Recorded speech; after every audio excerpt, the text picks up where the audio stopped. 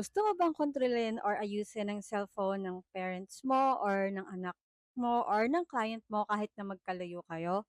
Sa video po natin ngayon, ang i-share ko naman ay kung paano po natin makokontrol remotely ang cellphone kahit po na magkalayo po kayo. Gamit po ang free na application na TeamViewer.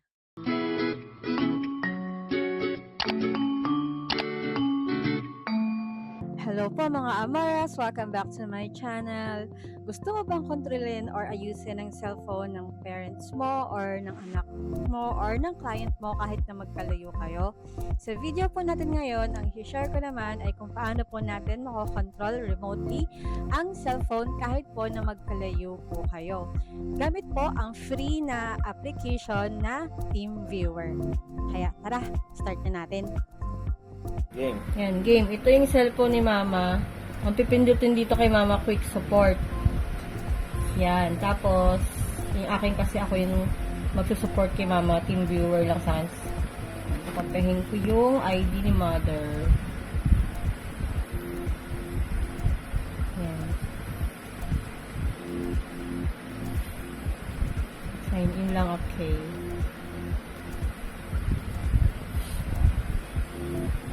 Yan. Tapos, kailangan i-allow ako ni Mama na ma-access ang team viewer niya.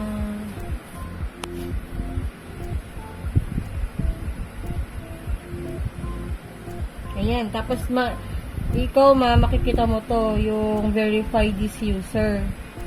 Yan. Click mo lang tong verify user. Tapos, click mo to, I trust this person and allow immediate access to my device. I-click mo to, allow access, enable.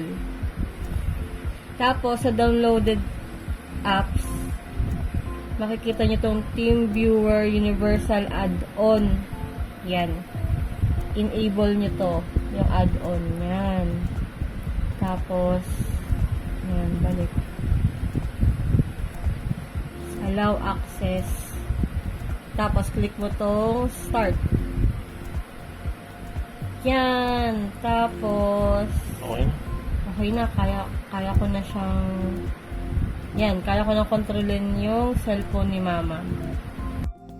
So, yun lang po mga Amores. Sana po ay nakatulong ang video na ito.